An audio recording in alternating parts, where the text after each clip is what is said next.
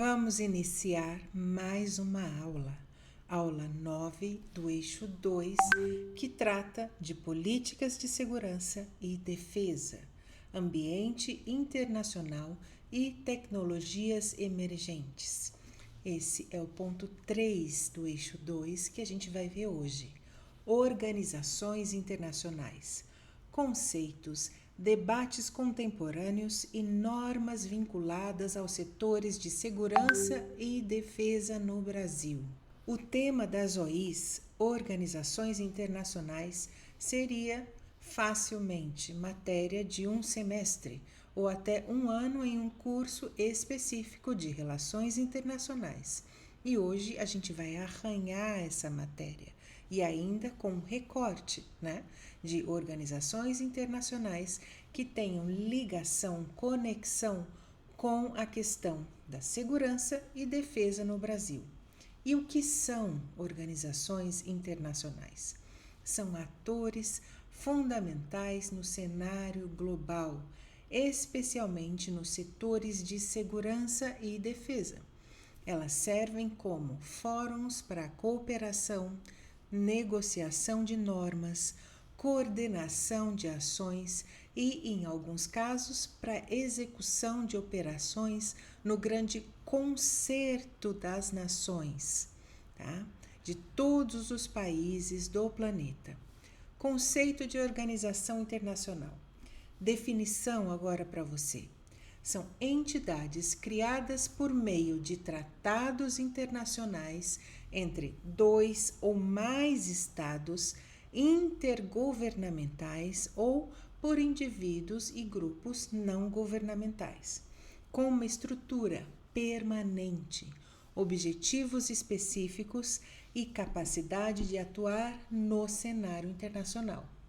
E o nosso foco aqui são as intergovernamentais e não as organizações internacionais não governamentais. Características principais: é a base legal. Elas são fundamentadas em um tratado internacional. Uma carta, estatuto, constituição, tudo isso vai definir os propósitos dessa organização internacional, a estrutura que essa organização vai ter e os poderes que elas vão exercer. Membros: composta por estados soberanos que aderem a esse tratado fundacional. Estrutura permanente. Esse é um ponto importante. Possuem órgãos próprios, assembleias, conselhos, secretariados, tribunais, que vão garantir a sua continuidade e o seu funcionamento. E tem personalidade jurídica internacional. E tem a capacidade de celebrar acordo. Essa organização, ela possui bens da organização, tem direitos e obrigações no cenário internacional. Mais uma característica: objetivos comuns a todos os cofundadores, criadas para alcançar propósitos que os Estados-membros não conseguiriam atingir sozinhos. Por exemplo, manter a paz mundial, promover o desenvolvimento, proteger o meio ambiente. Tudo isso é necessário que Estados juntos têm objetivos comuns, que é essa última característica importante, para que consigam alcançar propósitos específicos muito maiores do que os poderes de um único Estado. Tipos relevantes para segurança e defesa. Organizações de segurança coletiva é importante para nós aqui, porque elas buscam manter a paz e a segurança internacionais por meio de ação coletiva contra qualquer ameaça à paz. Exemplo maior: a Organização das Nações Unidas, a ONU. Outros tipos de organizações relevantes para a defesa: alianças militares, organizações de defesa coletiva. São pactos de defesa mútua entre estados onde um ataque a um membro é considerado ataque a todos. Exemplo global que nós temos: a OTAN, a Organização do Tratado do Atlântico Norte. Mais um tipo relevante de organização: organizações regionais de segurança, que são focadas na questão de segurança dentro de uma região específica. Exemplo, Organização dos Estados Americanos, a OEA, e o Conselho de Defesa Sul-Americano, o CDS, UNASUL. E regimes de não proliferação, que são organizações ou acordos que buscam controlar a disseminação de armas de destruição em massa, por exemplo. A Agência Internacional de Energia Atômica, AIEA, Organização para a Proibição de Armas Químicas, a OPAC. Todas essas são organizações importantes para nosso âmbito da defesa. Segundo ponto do edital, debates contemporâneos sobre organizações internacionais em segurança e defesa. As OIs, elas enfrentam também desafios e debates constantes no ambiente internacional que está em rápida transformação. E o primeiro aspecto desses desafios são a eficácia e a legitimidade das intervenções das organizações internacionais. Por quê? Quando e sob quais condições uma organização internacional, especialmente o Conselho de Segurança da ONU, devem autorizar intervenções militares em estados soberanos. Exemplo, a responsabilidade de proteger, que a gente já viu na outra aula, e a questão da soberania versus a proteção de populações. Com desafio, o uso do poder de veto dos membros permanentes do Conselho de Segurança da ONU, que frequentemente paralisa ações em crises humanitárias e conflitos. Temos uma questão premente já há anos, que é a reforma do Conselho de Segurança da ONU. E qual é o debate aqui? A estrutura atual reflete o pós-Segunda Guerra Mundial, né? A pressão para expandir o número de membros permanentes e não permanentes também, para refletir a nova distribuição de poder global. O Brasil é um dos pleiteantes, junto com a Alemanha, o Japão, outros membros que querem ser membros permanentes. Tá? E qual o desafio? A resistência dos membros permanentes atuais em diluir o seu poder, eles não querem. Outra questão que não havia no pós-Segunda Guerra Mundial, a ascensão de atores não estatais e o debate de como as OIs, as organizações internacionais, lidam com ameaças de grupos terroristas, do crime organizado transnacional e milícias, que não são estados e não se submetem às mesmas normas.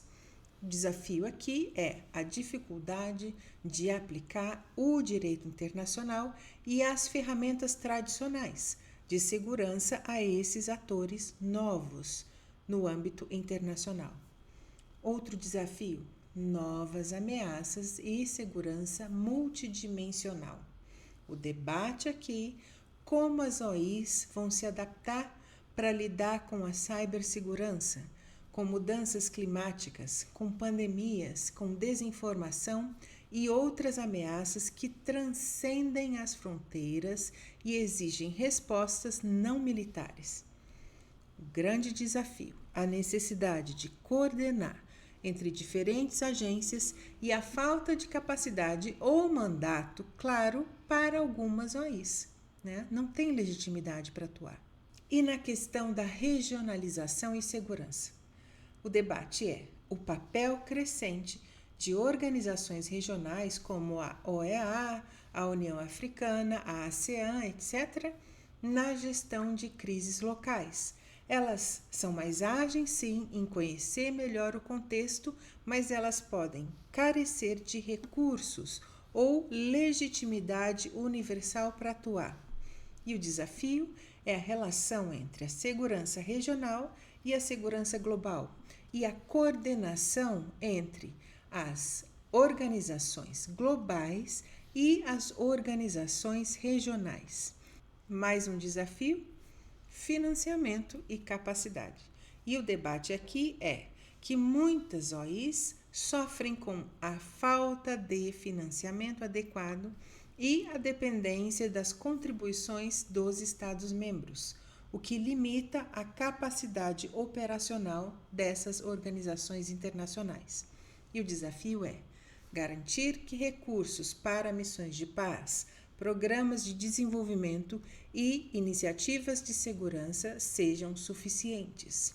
E aí nós temos normas vinculadas aos setores de segurança para fazer essa interconexão entre segurança externa e defesa do Brasil. O Brasil, como um ator relevante no cenário internacional, ele participa ativamente de diversas organizações internacionais e ele adere a um conjunto de normas internacionais que vão moldar a nossa política de segurança e defesa. Então, uma via de mão dupla. Qual a participação do Brasil nas Nações Unidas, na ONU? O Brasil é membro fundador e um dos maiores contribuintes de tropas para missões de paz da ONU, que é aquela Peacekeeping Operations. O país defende a reforma do Conselho de Segurança e a primazia do multilateralismo.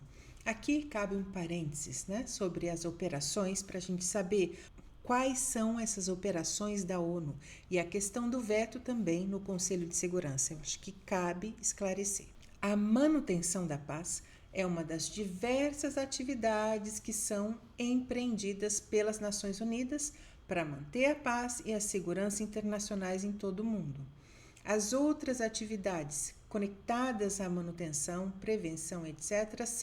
Primeiro, são os 4 P's que a gente tem que saber para o concurso. Prevenção e mediação de conflitos. Conflict Prevention and Mediation. Mais um P, pacificação. Que significa isso em inglês? Peacemaking. Mais um, imposição da paz, que é Peace Enforcement.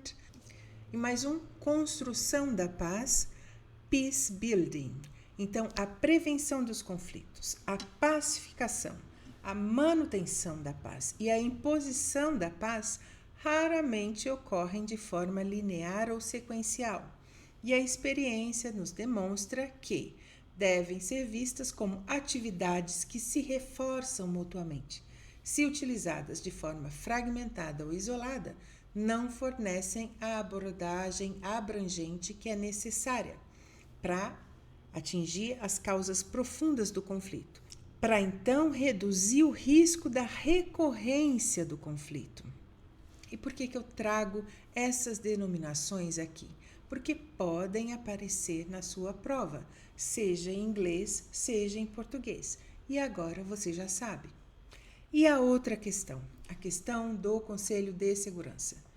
O porquê do veto? Porque, como vocês sabem, os 5 membros permanentes do Conselho de Segurança, eles têm poder de veto e, por consequência, de congelamento das decisões no Conselho. Se um vetar, nada acontece.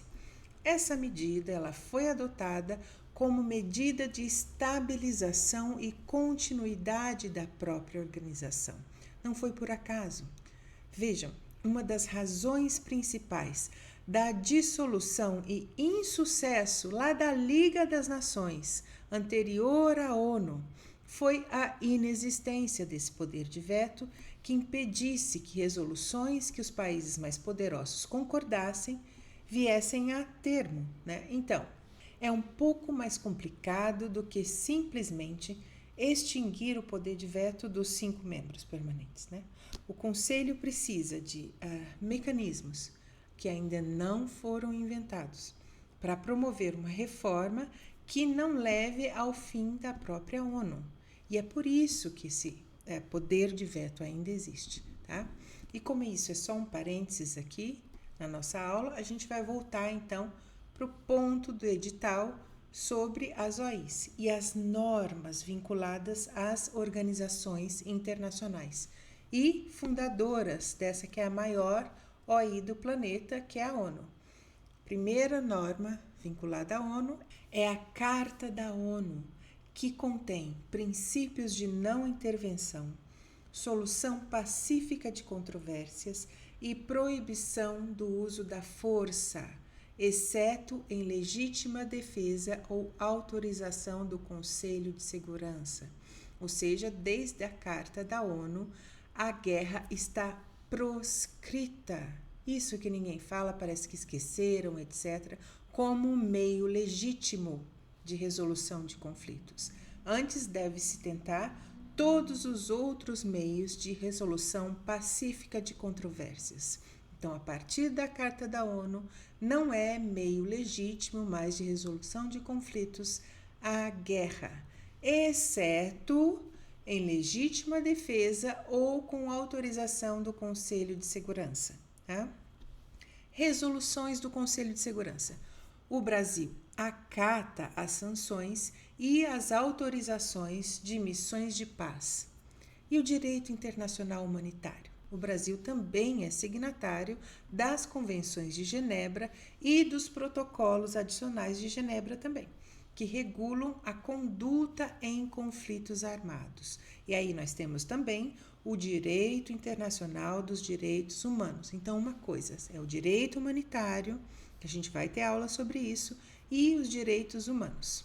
O Brasil adere ao tratado como a Declaração Universal dos Direitos Humanos, que vai influenciar na conduta das nossas forças de segurança e defesa. Mais uma organização, a Organização dos Estados Americanos, a OEA. Participação. O Brasil é ativo na OEA, especialmente no que tange à segurança hemisférica e à promoção da democracia. Quais as normas que vinculam todos os países que fazem parte da OEA? A Carta da OEA. Princípios também de não intervenção, de autodeterminação e solução pacífica de controvérsias. Bem parecido com a ONU, claro, né? Declaração sobre Segurança nas Américas, que é outro documento de 2003, que foi adotado pela OEA e expande o conceito de segurança para incluir as ameaças multidimensionais, que são terrorismo, o crime organizado, desastres naturais e outros também, influenciando a agenda de segurança brasileira na nossa região. E as convenções interamericanas são documentos que são vinculativos do Brasil contra terrorismo, contra o tráfico de armas, contra a corrupção e muitos outros. Depois temos outra organização que pode estar na sua prova, que é o Conselho de Defesa Sul-Americano, o CDS da Unasul, que é a União das Nações Sul-Americanas. Participação. O Brasil foi um dos principais impulsionadores do CDS, buscando construir uma identidade de defesa regional e promover a cooperação militar sul-americana, com base em princípios como a não ingerência em outros estados e a solução pacífica de controvérsias. Quais normas nós temos vinculadas à Unasul? Embora a Unasul esteja fragilizada, o CDS busca promover a confiança mútua nos países da América do Sul, um intercâmbio de informações e a coordenação de políticas de defesa entre os países membros, sem ser uma aliança militar. Uma coisa que se busca entre os países da América do Sul é, por exemplo, a harmonização dos livros brancos de todos os países, tá? E regimes de não proliferação de armas, que o Brasil também faz parte, armas de destruição em massa, né, para não proliferação. O Brasil é signatário do Tratado de Não Proliferação de Armas Nucleares, o TNP, do Tratado de Proibição Completa de Testes Nucleares, o CTBT, da Convenção sobre Armas Químicas, CAQ, e da Convenção sobre Armas Biológicas, o CAB. Então, o Brasil defende o uso pacífico da energia nuclear e se opõe à proliferação de ADMs. O que são ADMs? Acabamos de falar, armas de destruição em massa, submetendo as nossas atividades nucleares à fiscalização do AIEA e da Agência Brasileiro-Argentina de Contabilidade e Controle de Materiais Nucleares. Outra sigla hoje aqui, ABACC, que é a Agência Brasil-Argentina de Contabilidade e Controle de Materiais. E outros acordos bilaterais e multilaterais de cooperação em segurança. O Brasil participa de diversos acordos com países vizinhos e outras nações para combater o crime organizado transnacional, o tráfico de drogas, o tráfico de armas, de pessoas e para a cooperação em defesa. Por exemplo, operações conjuntas de fronteiras, já vimos exemplos aqui nas aulas também, intercâmbio de inteligência e por aí vai. E a participação, então, do Brasil nessas OIs e a adesão a essas normas internacionais refletem o compromisso, então, do Brasil com o multilateralismo, a paz, a segurança regional e global e o compromisso com respeito ao direito internacional, ao mesmo tempo em que busca defender os seus interesses nacionais e contribuir para a estabilidade global. A gente pode imaginar, mas o direito internacional ele não é respeitado. O direito internacional é um parâmetro importante. É o máximo que conseguimos como humanidade chegar a um consenso. Seria o mesmo que falar que o direito penal não é importante, porque afinal de contas as pessoas cometem crimes, né? Sabemos que não é assim.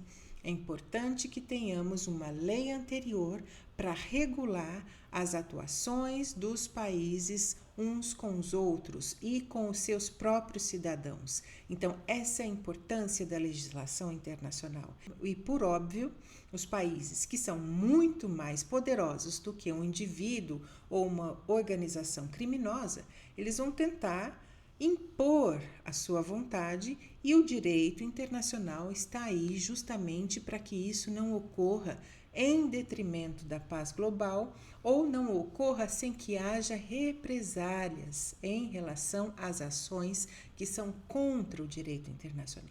Então, essa é a importância, né? Sabemos das questões mundiais, sabemos das situações que são gravíssimas, brutais e que a guerra em si, não importa quem começou ou quem não começou, é uma abominação.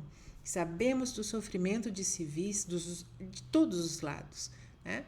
Mas é importante a gente ter em mente que a existência do direito internacional é um fato inédito na história da civilização e começou a partir lá do século XIX, depois do século XX. Então a gente está ainda, como humanidade, engatinhando em respeito mútuo entre nações e entre pessoas, né? É tudo muito novo. Mesmo que a gente possa entender que não, isso já faz um século, né? Não é possível que a gente não tenha chegado a um consenso de como viver e conviver em paz. Não chegamos, né? Mas estamos nesse caminho da observância do direito. Quando não há observância, a possibilidade de sanção. Sabemos que alguns países jamais serão sancionados pelo seu poder militar, econômico, etc., mas tem também a vergonha pública de participar de ações que são sabidamente violadoras do direito internacional. E essa é a importância do direito nessa esfera internacional e das organizações internacionais na elaboração conjunta em consenso de todos os países ou da grande maioria dos países do globo. É isso, ficamos por aqui. A gente tem material, já sabem, no link, vou deixar abaixo nos comentários. Fiquem bem, nos vemos na próxima aula.